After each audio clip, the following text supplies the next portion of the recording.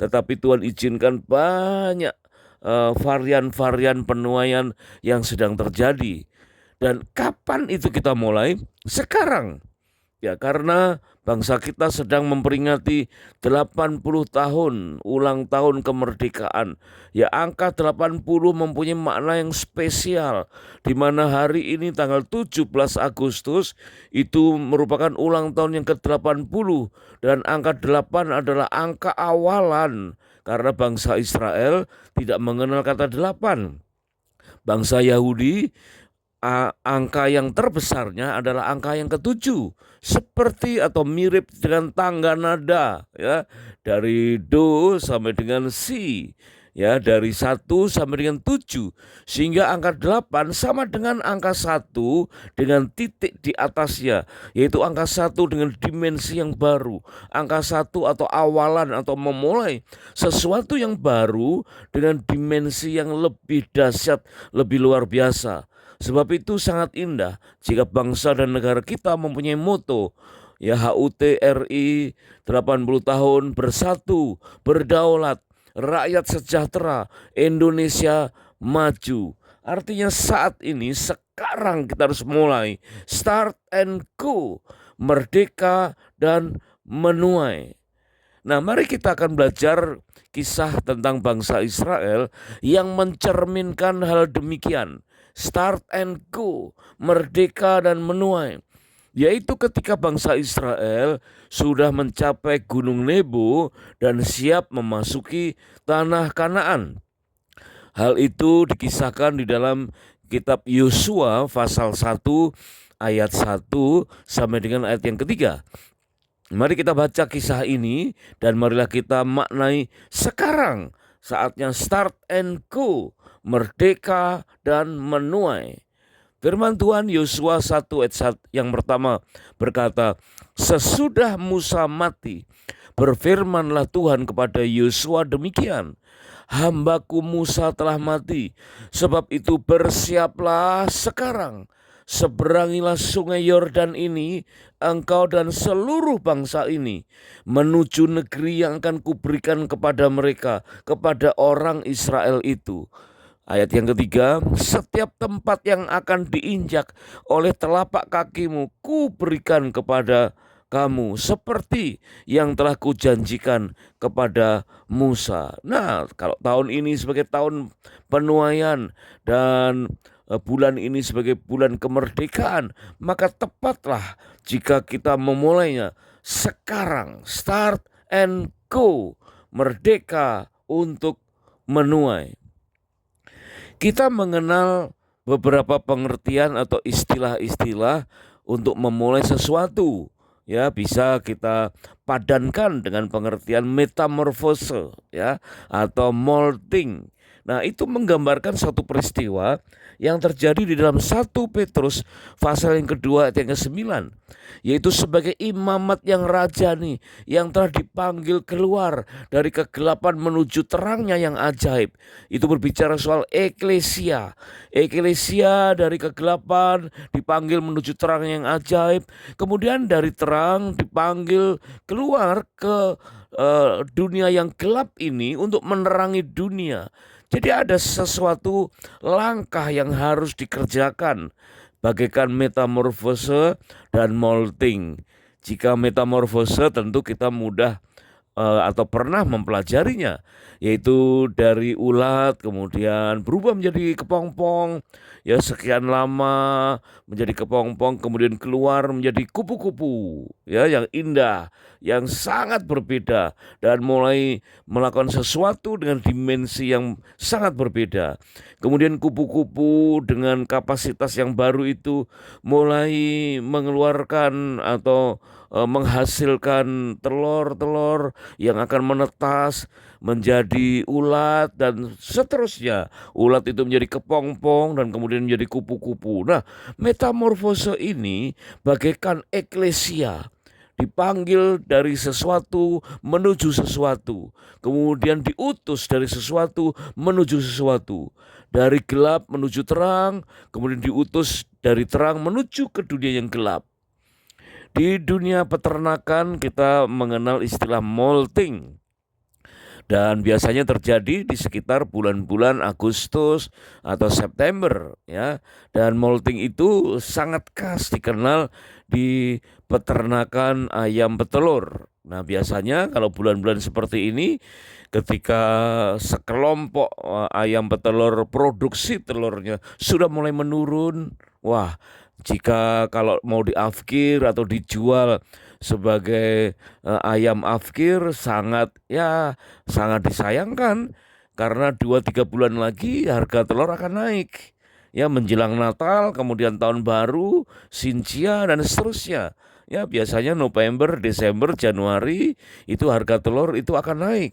Dan sekarang kebetulan harganya agak kurang baik ya, dan beberapa kelompok ayam itu produksinya mulai menurun, maka para peternak mulai mengadakan molting, yaitu sekelompok ayam yang sudah cukup usia itu, ayam betina yang bertelurnya sudah mulai berkurang, maka dipuasakan dengan teknik khusus. Ya, diberikan diet makanan khusus. Biasanya petani-petani secara tradisional menambahkan daun lamtoro ya, daun petai Cina, daun lamtoro, sehingga bulunya merontok dan beberapa hari bulu itu rontok dan kemudian telurnya itu mulai berhenti, tetapi beberapa hari kemudian dikasih diet protein tinggi, maka bulunya mulai bertumbuh kembali dan ayam itu ternyata mulai bertelur kembali dan prosentase jumlah telurnya mulai meningkat kembali,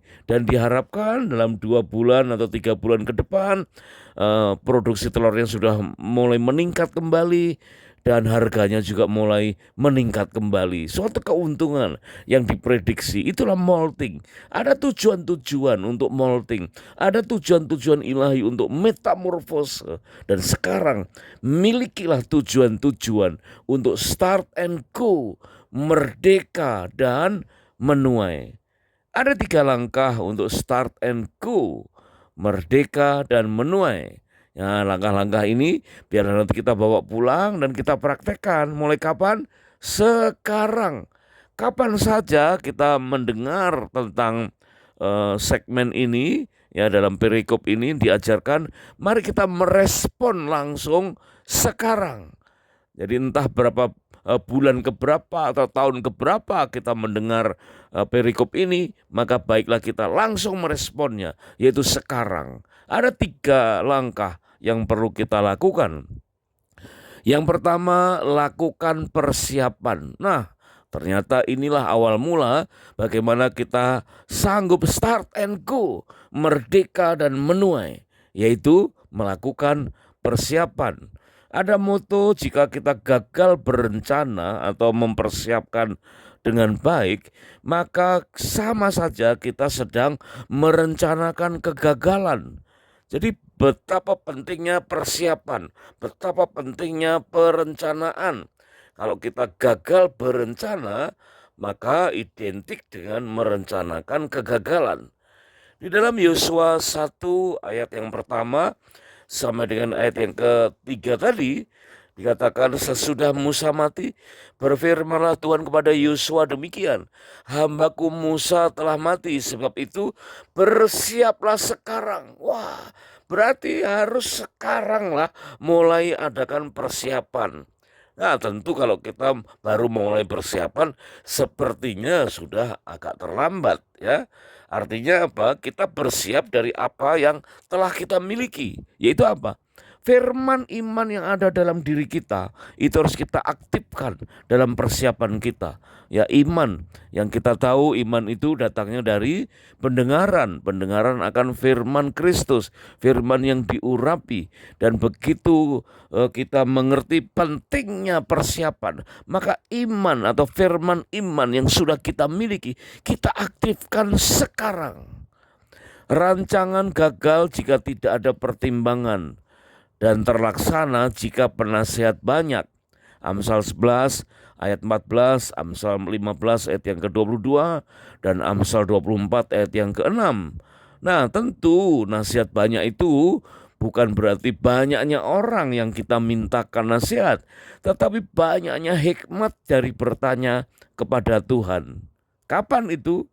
sekarang lakukan persiapan sebagai imamat yang rajani yang telah dipanggil keluar menuju kemerdekaan dan penuaian. Maka saatnya sekarang kita bersiap untuk start and go. Bersiaplah untuk menuai. Itulah langkah atau tindakan yang pertama. Kemudian yang kedua adalah lakukan tindakan nyata. Wow, ternyata hanya bersiap-bersiap saja belum cukup. Maka harus ada langkah nyata. Tadi dikatakan Yosua 1 ayat 1 sampai dengan 3 dikatakan bahwa hambaku Musa telah mati. Sebab itu bersiaplah sekarang, seberangilah sungai Yordan ini, engkau dan seluruh bangsa ini menuju negeri yang akan kuberikan kepada mereka. Ya, artinya kata seberangilah, artinya lakukan tindakan menyeberang, ya, menyeberangi sungai Yordan itu. Jangan takut dengan arus airnya, jangan takut dengan meluapnya air, jangan takut ya dengan kelemahan tubuh atau tidak adanya pengalaman waktu menyeberang sungai Yordan itu. Tetapi Tuhan berkata seberangilah. Ya, artinya ada tindakan nyata. Gambar ini di sebelah kanan melukiskan tentang bagian atau sisi dari Gunung Nebo. Ya, kita tahu Gunung Nebo kita yakini sebagai makam dari Nabi Musa. Dan Musa dikatakan tidak sampai atau tidak mencapai tanah Kanaan. Karena Tuhan berfirman, lihatlah tanah Kanaan, ya. Dia berdiri di Gunung Nebo ini dan dia memandang, Musa memandang tanah Kanaan. Tetapi Tuhan berkata, kamu cukup hanya melihat saja, kamu tidak akan masuk, kamu akan berhenti di sini. Dan ternyata memanglah, ya, Alkitab mencatat Musa akhirnya mati di situ dan kepemimpinan dilanjutkan oleh Yosua. Nah, jika kita berdiri di Gunung Nebo, maka ada gambar seperti peta ini, ya. Ke kiri ke arah Danau Galilea, lurus ke arah Laut Mati, ke kanan ke arah kota Yeriko, ya. Dan di depan itu hamparan hijau yang saat ini pun terlihat sangat kontras dengan bagian belakang yang berwarna abu-abu, kecoklatan, gersang. Mengapa demikian?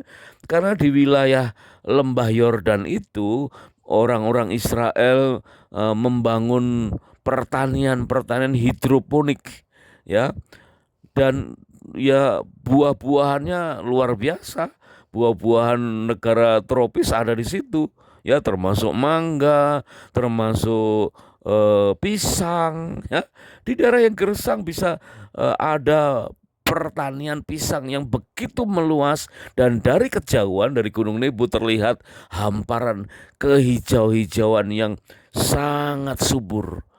Dan tentu kalau kita berdiri di Gunung Nebo, kita tidak cukup untuk selfie, foto-fotoan, ya. Kemudian kita kirim, kita posting, kita pamerkan ke medsos, tidak cukup, ya. Tetapi lakukan tindakan sekarang. Seberangilah sekarang. Ayo langkahkan kaki menyeberang ke sungai Yordan menuju ke tanah Kanaan. Kita diingatkan di dalam Yesaya 43 ayat yang ke-18 sampai dengan 19. Firman Tuhan menegur kita, janganlah ingat-ingat hal-hal yang dahulu. Aku hendak membuat sesuatu yang baru. Belumkah kamu mengetahuinya?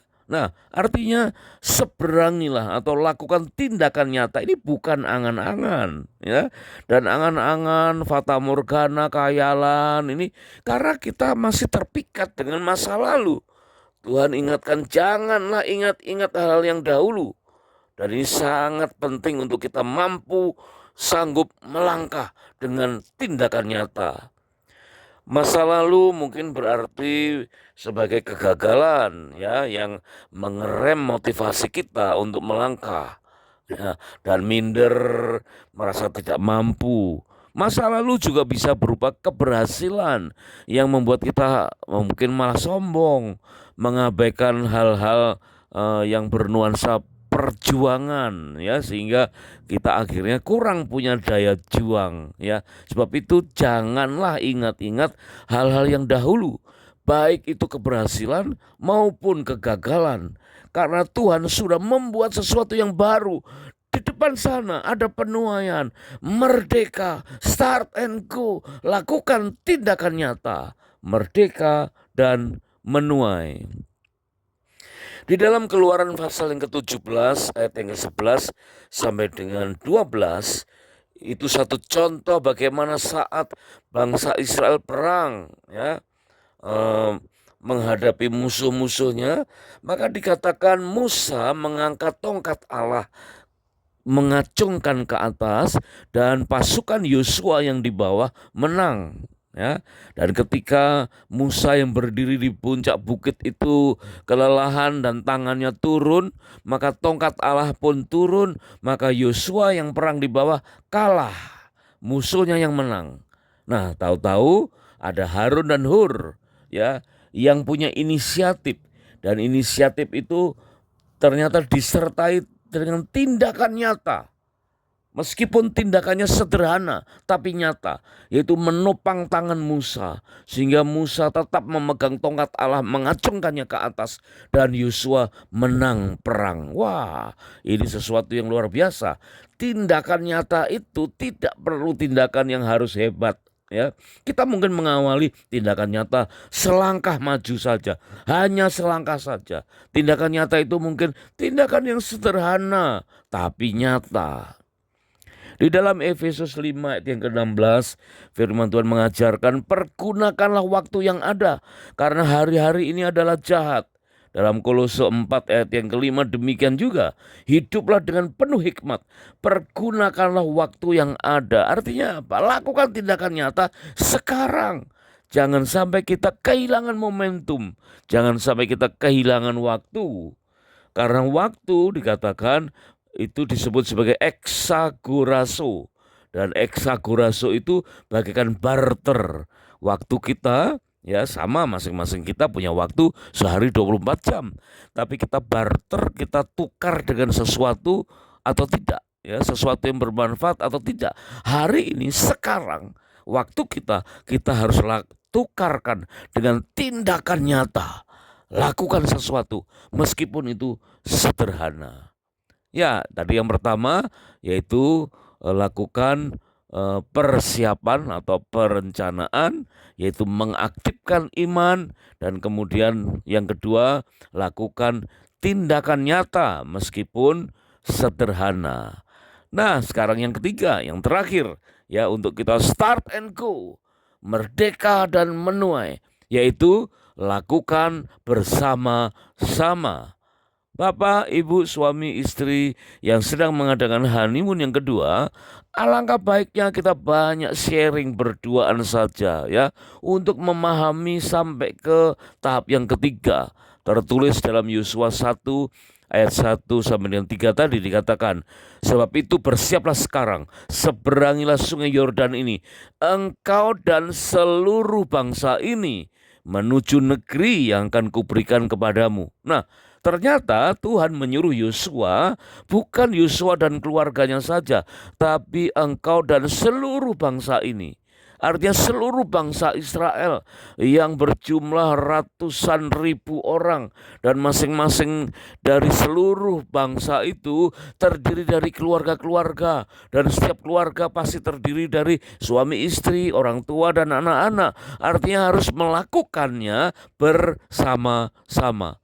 Ini bicara soal kesepakatan, berbicara soal unity. Bagaimana suami istri bisa menerima satu dengan yang lain untuk bersama-sama melakukan tindakan nyata, start and go, merdeka dan menuai bersama-sama. Dalam 1 Korintus 6 ayat yang ke-7, firman Tuhan menegur, dikatakan adanya saja perkara di antara kamu merupakan kekalahan bagi kamu. Wah, setiap peristiwa, setiap perkara, setiap hal, ya, konflik, pertentangan, percekcokan, kekecewaan di antara anggota keluarga, terutama suami istri, dikatakan merupakan kekalahan bagi kamu. Lalu, apakah kita tidak boleh ada perkara? Ya, ya, tentu kita tidak bisa menghindar adanya persoalan, ya. Tetapi Tuhan memberikan hikmat kepada kita untuk menerima, untuk mengampuni, untuk bersama-sama mencari solusi untuk melakukan tindakan penuaian. Karena akhir dari sebuah ide, apapun ide itu, harus berakhir dengan menuai bersama. Ya, sehebat atau sebrilian ide itu ya harus berakhir dengan penuaian bersama. Di dalam Efesus 5 ayat yang ke-33, firman Tuhan berkata, bagaimanapun juga suami mengasihi istri dan istri menghormati suami. Jadi apapun yang terjadi, bagaimanapun juga, meskipun ada perkara ya, tetap suami mengasihi istri, istri menghormati suami. Jika suami dan istri berlaku demikian, bagaimanapun juga, maka akan dapat menuai bersama-sama. Lakukan bersama-sama, bukan sendiri-sendiri, bukan dengan tim yang lain, tetapi dengan tim inti, yaitu suami istri dan rumah tangga inti. Start and go, merdeka dan menuai. Ada 3 langkah yang kita bisa bawa pulang dan langsung kita praktekkan kapan? Sekarang. Yaitu lakukan persiapan, itu yang pertama, mengaktifkan iman kita. Dan yang kedua, lakukan tindakan nyata. Ya, tindakan sederhana meskipun selangkah, tapi lakukan tindakan nyata. Dan lakukan itu yang ketiga bersama-sama.